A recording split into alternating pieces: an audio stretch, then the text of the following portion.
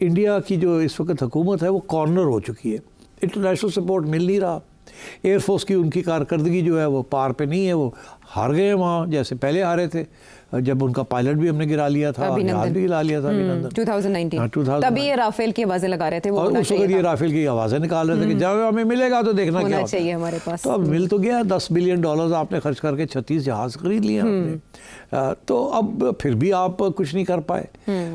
तो अब सिचुएशन ये है कि, और फिर इन्हें ये भी डर लगा हुआ है कि कुछ ज़्यादा बड़ा हमला किया तो शायद पाकिस्तान की मदद चाइना आ जाए, अगर चाइना आ गया तो फिर ऊपर क्या होगा, ऊपर चाइना ने अपनी फोर्सेस मूव कर ली तो लद्दाख के अंदर तो क्या होगा।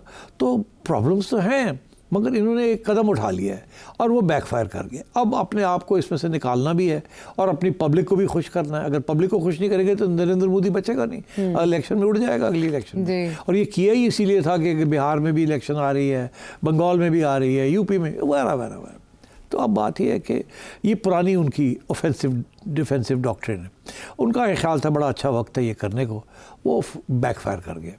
और आपकी अफवाज ने जिस तरीके का मुंह तोड़ जवाब दिया उनको इन टर्म्स ऑफ रिटेलिएशन, तो डिफेंसिव, भाई वो आए, हम तो नहीं गए कुछ करने के लिए, हमने तो अभी जाना है करने के लिए, अभी जाना है, हाँ अभी हमने जाना है, ठीक है, हाँ अभी तो हमने इंतकाम नहीं लिया, अभी तो हमने अपने आप को डिफेंस में हमने जो कुछ किया।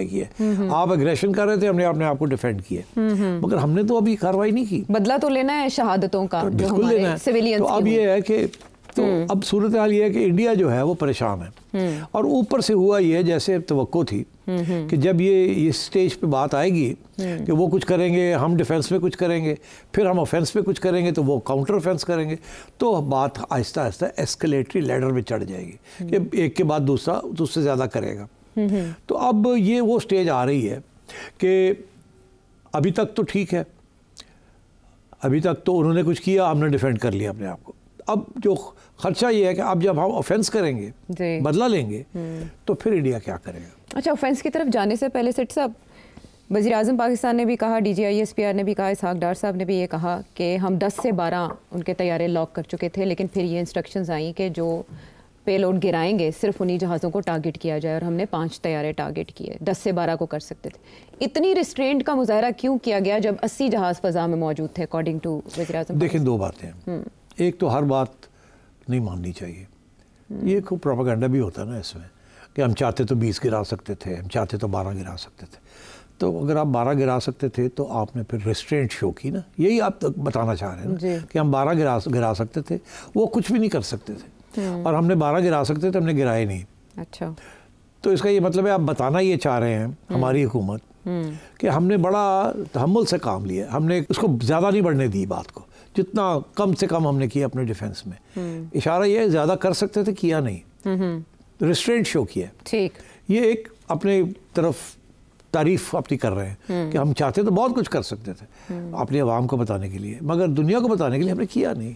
राइट, ओके, दोनों चीज़ों से अपने आप को प्रोटेक्ट कर लिया। ठीक है, मगर क्या ये सही बात है कि 12 गिराना चाहते तो गिरा लेते, ये पता नहीं सही है या नहीं सही, क्या वो चुप करके बैठे रहते हैं, क्या फिर कार्रवाई बढ़ जाती, क्या होता, वी डोंट नो। बेहतर यही है इसको यही छोड़ दिया जाए कि हमारी आवाम भी खुश है और दुनिया भी खुश है। अभी वो बात आ गई ड्रोन्स की, ड्रोन्स की बात आ गई ना, 2 ड्रोन्स है ना, एक उनकी तरफ से आज जो आई हैं, ये क्यों आई हैं, इसका क्या मकसद है? 29, और हमारे पे इल्ज़ाम ये लग रहा है कि हमने भी ड्रोन्स मारी है जिसकी वजह से ये आई है। जी, वो 15 के करीब टारगेट्स इंडिया के मुताबिक, इंडियन मीडिया के मुताबिक, और गवर्नमेंट के मुताबिक, इंडियन गवर्नमेंट के मुताबिक, गवर्नमेंट के मुताबिक। ठीक, तो दोनों को ज़रा देख लेते हैं। पहली बात तो ये है कि ये मेरा मौक़िफ़ ये है कि यहाँ ये भी फॉल्स फ्लैग ऑपरेशन है। ये जो उन्होंने अपनी ये जो ड्रोन्स गिरी है ना सिखों के ऊपर, पंजाब में गिरी हैं, इंडियन पंजाब में गिरी है, राजस्थान में इधर उधर, लुधियाना, अमृतसर, और वो भी एक फॉल्स फ्लैग ऑपरेशन किया है इन्होंने। अच्छा। और किस लिए? ताकि ये अपनी ड्रोन्स यहाँ भेज सकें। ओके, उसके बदले के तौर पर बता सकें कि देखिए पाकिस्तान ने रात को किया, हमने दिन के वक्त कर दिया, ये इल्ज़ाम है कि पाकिस्तान ने रात की पाकिस्तान की ड्रोन्स आई। पहली बात तो ये है कि ये जो इन्होंने किया ना, जो कि पंजाब, इंडियन पंजाब में लगाई हैं जो ड्रोन्स और पाकिस्तान का नाम लगा दिया, ये पाकिस्तान को सिखों के दरमियान बदनाम करने के लिए, क्योंकि वो है ना एक सिंपैथी पाकिस्तान के लिए खालिस्तान के जो सेंटिमेंट है। जी जी। तो वो सिखों को ये कहने के लिए कि ये देखें पाकिस्तान की ड्रोन्स आपके ऊपर गिर रही हैं। दरअसल ये बिल्कुल उसी किस्म की बात है जो हिंदुओं को जो मारा गया वहाँ पहलगाम में हाँ। ये सिखों के ऊपर भी गिरा के इशारा के पाकिस्तान ने किया, मजहबी मुनाफरत के लिए हाँ। इस्तेमाल करें। तो ये इंडियन सिख्स की सिंपैथी लेने के लिए, हमदर्दी लेने के लिए ये पाकिस्तान का नाम लगाया जा रहा है। जैसे वहाँ जिसके लिए जवाज बनाया था ये फिर वही है। अच्छा। तो ये भी एक फॉल्स फ्लैग ऑपरेशन है। बिकॉज जैसे DG ISPR ने कहा कि सुना कि हमारी तरफ से कुछ मिसाइल्स गिरी हैं, किसी ने कहीं को बम भी नहीं फटा, कोई आग भी नहीं लगी, आग ही लगा देते तो पता लगता कि शायद तो मतलब है कि मजाक ही है। मगर ये बिल्कुल इस किस्म की है कि ये किया इन्होंने खुद है, छोटी मोटी ठाठू करके ताकि पाकिस्तान के ऊपर ये करे, पहली बात। तो इसमें इससे ज़्यादा नहीं है इसके अंदर कुछ। जी। दूसरी बात ये है कि इन्होंने क्यों किया ड्रोन्स के साथ हमला। अच्छा, इसमें कुछ थोड़ी सी टेक्निकल बात है मगर मैं मुख्तसर बात करूंगा। अच्छा। ये आप जो लोग इसको टेक्निकली समझना चाहते हैं, इंटरनेट के ऊपर बड़ा कुछ, और अपने हमारे DG ISPR के जो लोग हैं वो भी एक्सप्लेन कर देंगे इनको।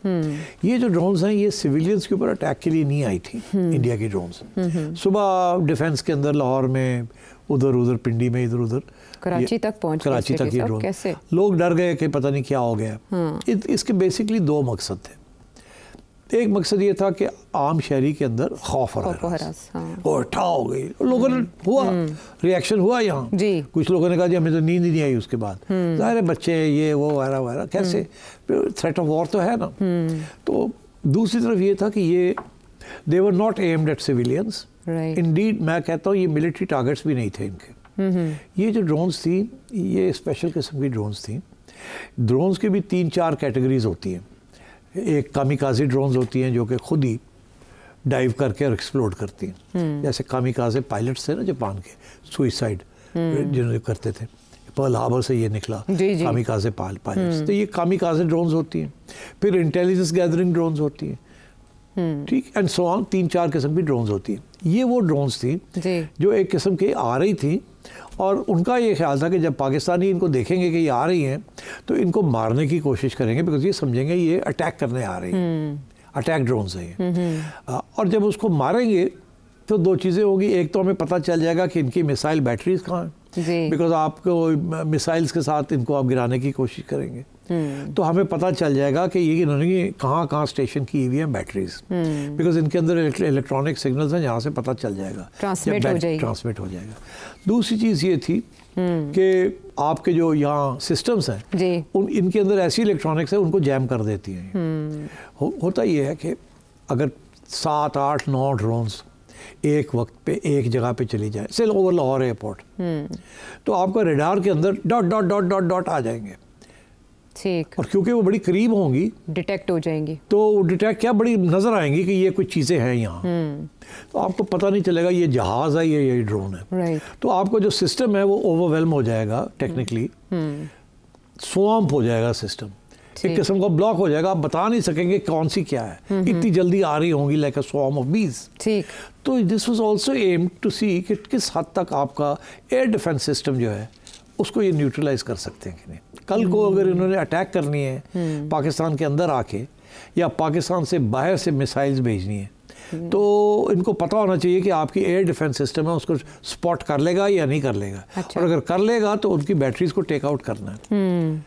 तो this is a technical way of getting information on your air defence system. इसका ये मतलब है कि कोई फेज 2 था ऑपरेशन सिंदूर का? ये वो फेज है कि देखने के लिए कि आगे अगर हमने आगे एस्केलेशन करनी है तो we will have to use missiles and aircraft. इस दफा तो हमने we got the upper hand ना, हमने उनके बाय द वे एयरक्राफ्ट भी इलेक्ट्रॉनिक्स को जैम भी किया जिसके लिए वो बड़े परेशान है कि ये कैसे हो गया। तो वो they will try and neutralise your air defence systems. तो उसके लिए दिस वाज एन एक्सप्लोरेटरी हमला एक किस्म का, टू फाइंड आउट के कहाँ आपकी बैटरीज हैं और कैसे आपके एयर डिफेंस सिस्टम्स को न्यूट्रलाइज किया जा सकता है। तो that was the purpose of these. तो that's what I am trying to explain कि ये तैयारी है फॉर द नेक्स्ट राउंड।